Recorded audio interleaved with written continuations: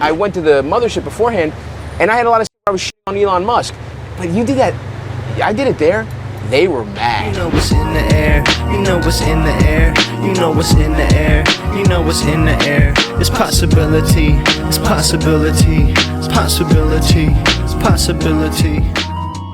All right, so Stavros Halkias and Chris Distefano had a conversation. I guess this is on a podcast that Distefano's doing now. Kind of an unusual format, but they talked about politics. They talked about the Comedy Mothership and that scene of politics a little bit. Really, Stavros just kind of popped off about it. And it's funny, anytime this comes up, he has no reservations about just like fully going in, emptying the clip, which always leads to a little bit of a stir, although a lot of these things have been said at this point. And Distefano is interesting because he's definitely more on the right-wing side and is one of Stavros's like more right-wing friends and comedians that he collaborates with. They did like a fill-in show for Bert Kreischer and Tom Segura on their Two Bears, One Cave podcast where they were kind of just filling in for like a couple months or something. They've done that twice now. And in both cases, politics and right-wing comedy specifically has come up as a subject. And Stavros just likes to clown Chris Distefano about it because, you know, he's reasonably funny, but maybe not the brightest guy, a little bit of an easy target. And he tends to kind of just go along with it when Stavros is going off about this stuff. So it makes for pretty good entertainment, but also seems to make Distefano's more right-leaning audience pretty upset, which I personally enjoy. So here is the main chunk where they're talking about the Comedy Mothership. Stavros is giving his opinion on like why that comedy scene has become a little stale, while also saying like I like those guys and I like that scene, but still levying his usual criticism. So here's that. What I like about, what I'm very thankful about you and I, not only our friendship, but when we came into the comedy scene, is we are not really part of the division of comedy. Like now guys who are a little bit younger, it's like I hate so-and-so forever, but you, I kind of feel like, hey, if it's comedy first, maybe I don't agree with you politically or whatever, but like we can all get along and it can be fine. Yeah. But that's changing for the youth, which is kind of sad to see. It's a little sad to see. I mean, it is interesting.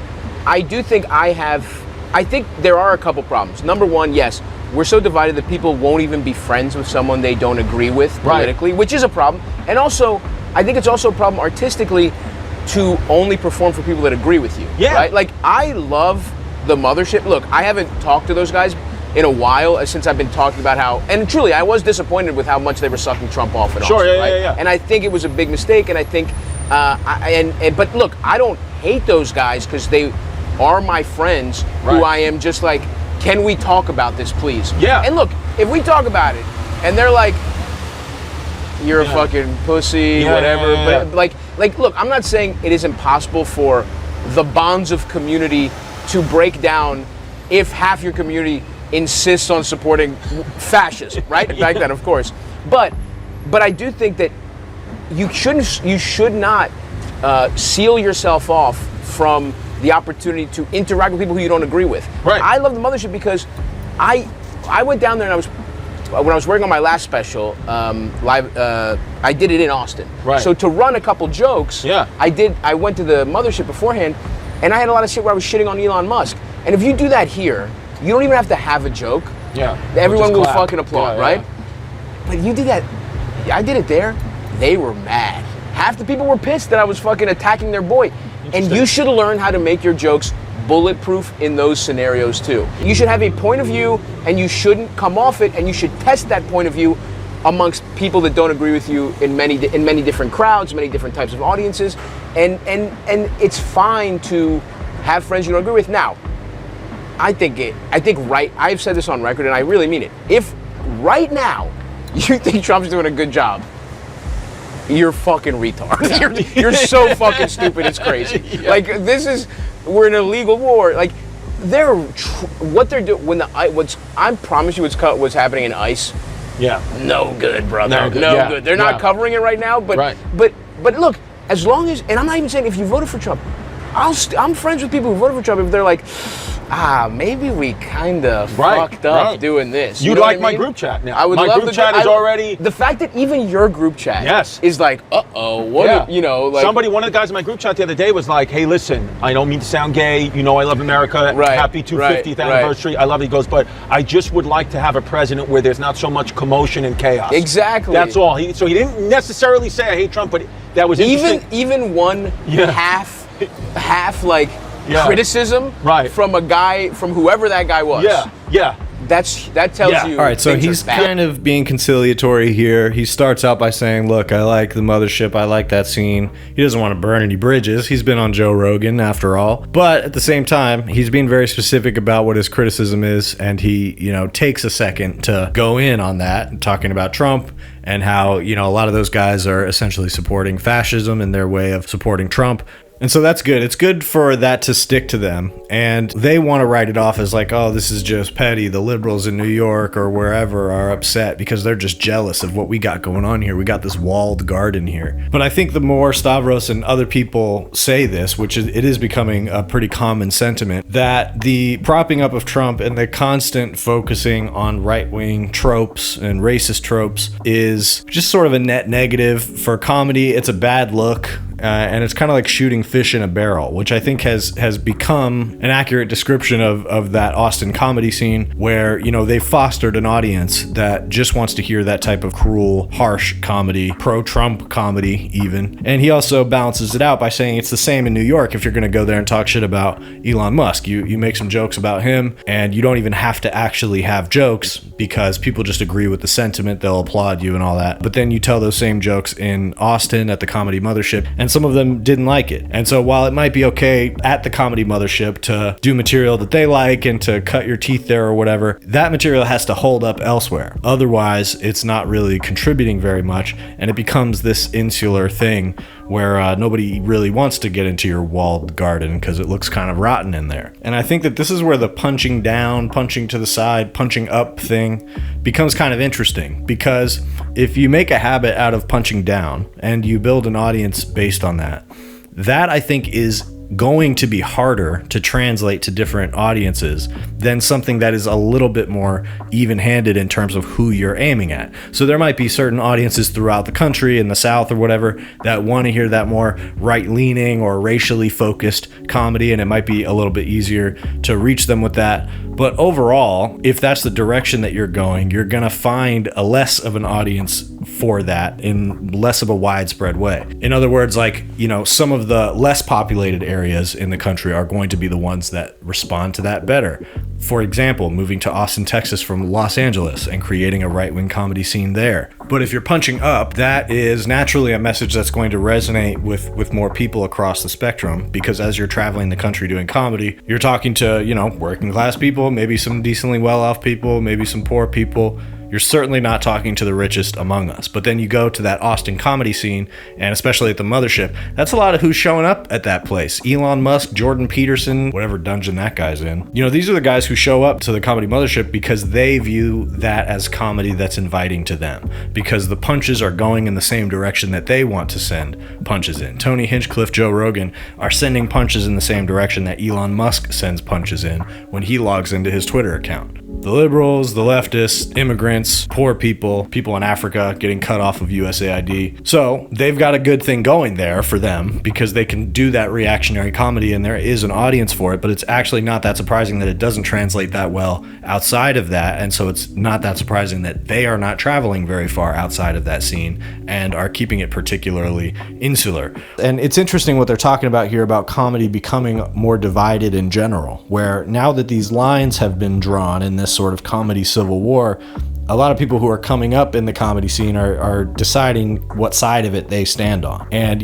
people who don't know these guys, like Joe Rogan or Tony Hinchcliffe, are aligning themselves with like one side of this war or the other. And it's just becoming, just like everything in America, just increasingly politicized. So I think that that's because of the political content that has injected itself into comedy over the last few years, more so than you might see in other aspects of culture. But that polarization is happening everywhere, and I do think that just like the other places where you can see it in our society, it is specifically right-wing reactionary politics, punching down politics, you could call it, that has caused and exacerbated the division in large part. And that's not to say that it was fully unprovoked or that there was no aspect of liberal ideology, hegemony, neoliberal economic policy, etc., that led to that reactionary backlash. But certainly the objective of liberal culture, despite what Tucker Carlson or Sean Hannity might tell you, and certainly not leftist ideology, the objective is not to divide people and create smaller and smaller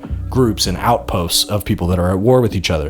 The goal of those ideologies is to unite people and to bring as many people into the tent as possible. And there's always going to be reactionary projects that seize on the fact that not everybody sees the world that way and not everybody wants to live in a big tent society. And so that's where you get essentially the fracturing in society that we have now. So another aspect of that they discuss here a little bit is Anthony Fauci. And earlier in this episode, they get off some jokes about how in Chris Distefano's group chat, they're throwing back a bunch of memes and a bunch of jokes and not so much jokes about how can we arrest Anthony Fauci and do a citizen's arrest of Anthony Fauci. So that's what the right-wing hogs are riled up about at the moment. So here's them talking about that. Well, the biggest thing going on in my group chat right now, because the Mets are atrocious, They're bad this year. How do we make a citizen's arrest on Dr. Fauci?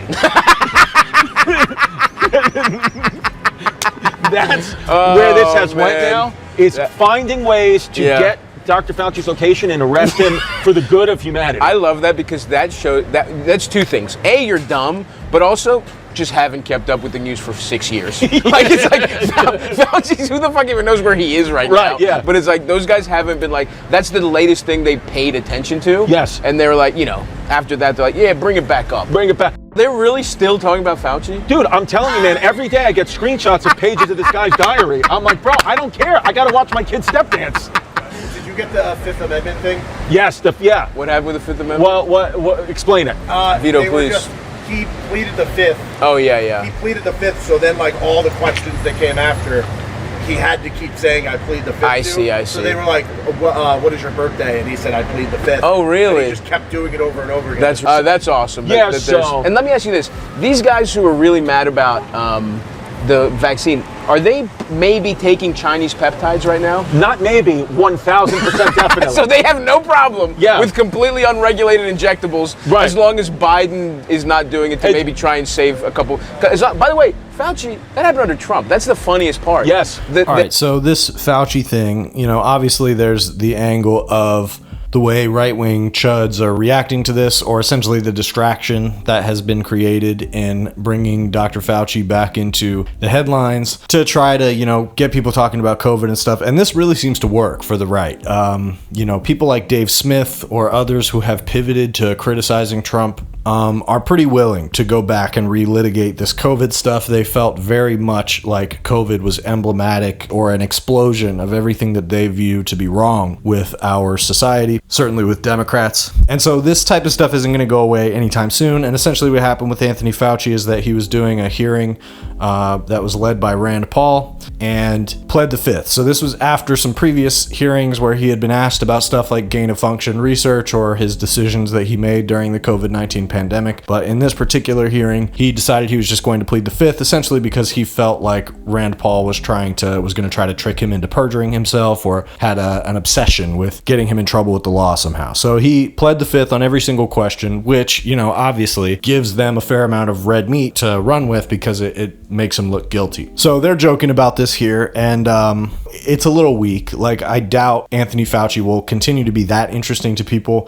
for very long, especially considering I don't think they're ever going to get him on very much. There are Republican attorneys general that are trying to indict him, but the only thing that they could try to get him for is this idea that he profited from his decisions during the pandemic somehow, and that's what I just don't think is ever going to come to anything. And if I'm wrong, I'll eat bat, I guess, but I don't think so, because if Fauci did anything wrong during the COVID pandemic, which I think you could argue he did, I think it's more about transparency than anything, because even if you take like the smallest mistakes that are on the record and don't look into some of these like broader conspiratorial questions, stuff like the masks, he said early on that people don't need to be masking in general and just that only healthcare professionals do, that was because he didn't want people panicking about going to get masks so that they wouldn't have any for professionals. So that is a particular approach to governance that says we can essentially lie to the public for the greater good.